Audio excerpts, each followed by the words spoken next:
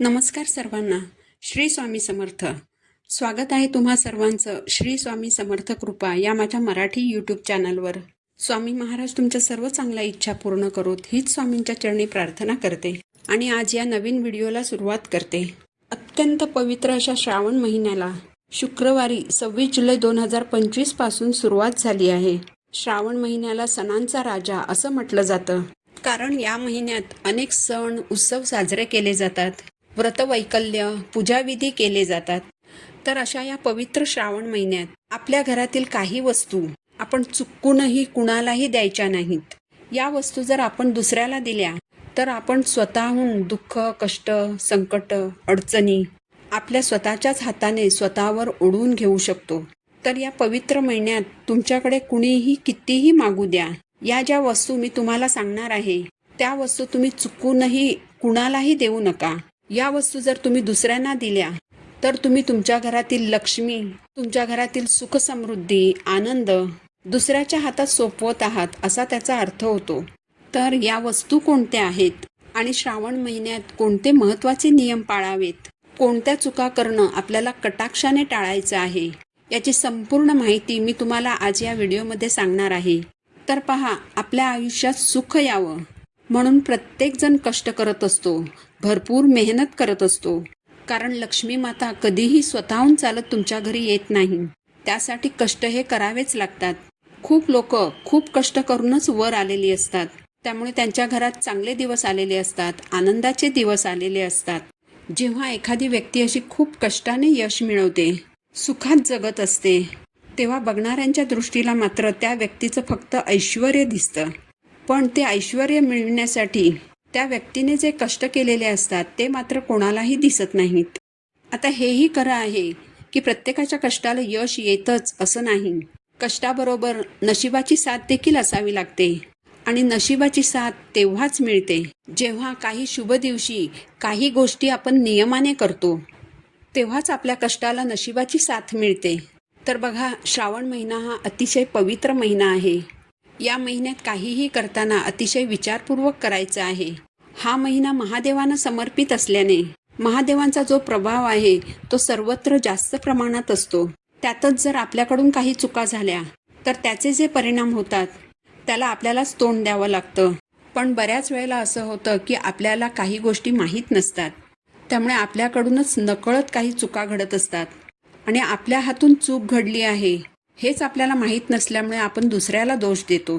बघा, आपल्या आजूबाजूचे बरेचसे लोक बऱ्याच वेळेला सूर्यास्तानंतर अगदी 6-6:30च्या नंतर बरोबर अगदी दिवे लागणीच्या वेळेस आपल्याकडे काहीतरी वस्तू मागायला येतात आणि आपणही मदत म्हणून अगदी सहजच ती वस्तू उचलून त्यांना देऊन टाकतो. कारण आपल्यालाच असं वाटत असतं की कोणालाही मदत ही केलीच पाहिजे. चातुर्मास सुरू आहे तर मदतीचा हात हा पुढे केलाच पाहिजे. खरं तर यातील काही वस्तू अशा असतात की आपण त्यावेळेस त्या वस्तू दुसऱ्याला नाही दिल्या तरी चालण्यासारखं असतं, पण ती वस्तू का देऊ नये यामागचं कारण आपल्याला माहीत नसतं. पण ते कारण जर तुम्हाला कळलं तर तुम्हालाही पटेल. तर आता ज्या वस्तू मी तुम्हाला सांगणार आहे त्या वस्तू या श्रावण महिन्यात तुम्ही चुकूनही कुणालाही द्यायच्या नाहीत. तर या श्रावण महिन्यामध्ये सगळ्यात महत्त्वाची पहिली वस्तू म्हणजे महादेवांच्या पूजेच्या वस्तू. श्रावण सोमवारी आपण महादेवांची पूजा करत असतो. समजा जर तुमच्या शेजारी पाजारी कुणाला पूजेचं सामान कमी पडलं, समजा जर कुणाकडे बेलपत्र नसेल तर ते तुमच्याकडे बेलपत्र मागू शकतात. कुणाकडे जर कच्चं दूध नसेल, महादेवांना अभिषेक करायचा आहे पण घरात कच्चं दूधच नाही, महादेवांच्या पूजेसाठी लागणाऱ्या या वस्तू जर कुणी तुमच्याकडे मागितल्या तर या वस्तू तुम्हाला चुकूनही कुणालाही द्यायच्या नाहीत आणि या वस्तू तुम्ही देखील कुणाकडे मागायच्या नाहीत. तुमच्याकडे जर एखादी वस्तू नसेल तर ती तुम्ही दुसऱ्या दिवशी घेऊन या, पण चुकूनही कुणाकडून उधार आणून ती वस्तू महादेवांना अर्पण करू नका. यानंतर दुसरी गोष्ट म्हणजे या श्रावण महिन्यात कुणालाही पैसे उधार देऊ नका. पैसा म्हणजेच लक्ष्मी. तर आपल्या घरातील लक्ष्मी स्वरूप पैसा श्रावण महिन्यात कुणालाही देऊ नका. बरेच लोक ही चूक करतात. दुसऱ्याच्या अडीअडचणीला मदत ही केलीच पाहिजे. आपण कष्टाने कमवलेला पैसा दुसऱ्याच्या हातात देताना त्यांची गरज बघा. जर त्यांच्यावर वाईट वेळ आलेली असेल तर माणुसकी म्हणून त्यांना नक्कीच मदत करा. पण बरेच लोक असे असतात, त्यांना उगाचच दुसऱ्यांकडे पैसे मागण्याची सवय असते. तर अशा व्यक्तींना तुम्ही अजिबात पैसे उधार देऊ नका. नाहीतर तुम्ही तुमच्या घरातील लक्ष्मीचा अनादर करत आहात असा त्याचा अर्थ होईल. यानंतरच्या वस्तू म्हणजे माता लक्ष्मीला आकर्षित करणाऱ्या वस्तू. या वस्तू श्रावणामध्ये कुणालाही चुकूनही देऊ नका. बघा, माता लक्ष्मीला आकर्षित करणाऱ्या काही वस्तू असतात, जसं की धणे, हळकुंड, वेलची, ज्याला इलायची असं सुद्धा म्हणतात, लवंग, दूध आणि दुधाचे पदार्थ जसं की तूप. या वस्तू माता लक्ष्मीला आकर्षित करतात. या वस्तू जर आपण श्रावण महिन्यात कुणाला उधार दिल्या तर आपल्या घरातील लक्ष्मी आपल्यावर नाराज होते आणि आपलं घर सोडून निघून जाते. तर माता लक्ष्मीचं प्रतीक असलेल्या या वस्तू श्रावण महिन्यात कुणालाही उधार देऊ नका आणि कुणाकडूनही उधार मागून आणू नका. श्रावण महिन्यात या नियमाचं तुम्हाला कटाक्षाने पालन करायचं आहे. आता यानंतरची वस्तू म्हणजे आपलं घड्याळ. आपल्या आयुष्यात वेळेला खूप महत्त्व आहे. आपलं घड्याळ आपली वेळ ठरवत असते.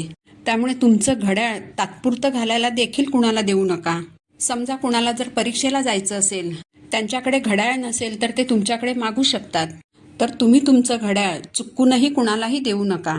याचबरोबर बंद पडलेलं घड्याळ तुमच्या घरात चुकूनही ठेवू नका. कारण घरात जर बंद पडलेलं घड्याळ असेल तर ते तुमच्या घराची प्रगती होऊ देत नाही. उलट अशा बंद घड्याळामुळे तुमच्या घरातील चालू असलेली कामं देखील बंद पडतात. यानंतरची वस्तू म्हणजे आपल्या घरातील देवांचे ग्रंथ. ग्रंथांना आपण गुरु समान, देवासमान मानतो. पण तुम्हाला जर कुणाला ग्रंथ द्यायचाच असेल तर तो तुमच्या घरातील न देता तुम्ही नवीन ग्रंथ विकत घेऊन तो दान करू शकता.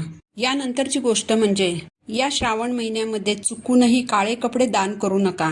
यामुळे आपल्या आयुष्यात वाईट घटना, अघटित घटना घडू शकतात आणि तुमचे स्वतःचे जे वापरातले कपडे असतात ते चुकूनही कुणालाही तात्पुरते वापरायला देऊ नका. आणि तुम्ही स्वतः देखील कुणाचेही कपडे वापरू नका. कारण प्रत्येक वस्तूमध्ये ऊर्जा सामावलेली असते. जेव्हा तुम्ही इतरांचे कपडे वापरता तेव्हा त्या व्यक्तीची जी काही निगेटिव्ह ऊर्जा असते, जी त्या कपड्यांमध्ये असते, तुम्ही ते कपडे वापरल्यामुळे ती निगेटिव्ह ऊर्जा तुमच्याकडे येते. म्हणूनच तुम्ही जर तुमचे कपडे दान करणार असाल तर सर्वप्रथम ते कपडे स्वच्छ धुवा आणि मगच दान करा. यानंतरची गोष्ट म्हणजे जर या श्रावणामध्ये तुमच्या दरवाजात जर गाय आली किंवा बैल जरी तुमच्या दरवाजात आला तर त्यांना खायला काहीतरी नक्की द्या. जे तुमच्या घरामध्ये उपलब्ध असेल ते द्या. एखादी चपाती दिली तरी चालेल, पण त्यांना खायला काहीतरी नक्की द्या. यानंतर या श्रावण महिन्यात सौभाग्यवती स्त्रियांनी आपले सौभाग्याचे अलंकार जसं की मंगळसूत्र, जोडवे, कुंकू, बांगड्या कोणालाही चुकूनही वापरायला देऊ नका. कारण याचे वाईट परिणाम हे आपल्यालाच भोगावे लागतात. म्हणून हा नियम तुम्ही कटाक्षाने पाळा. तर बघा, या श्रावण महिन्यामध्ये कुठल्या वस्तू आपल्याला कुणालाही द्यायच्या नाही आहेत याची माहिती मी तुम्हाला या व्हिडिओमध्ये सांगितली आहे. तर नक्कीच या नियमांचं तुम्ही कटाक्षाने पालन करा. ही माहिती जर तुम्हाला उपयुक्त वाटली तर व्हिडिओला लाईक करा, चॅनलला सबस्क्राईब करा. पुन्हा भेटू नवीन व्हिडिओसोबत. श्री स्वामी.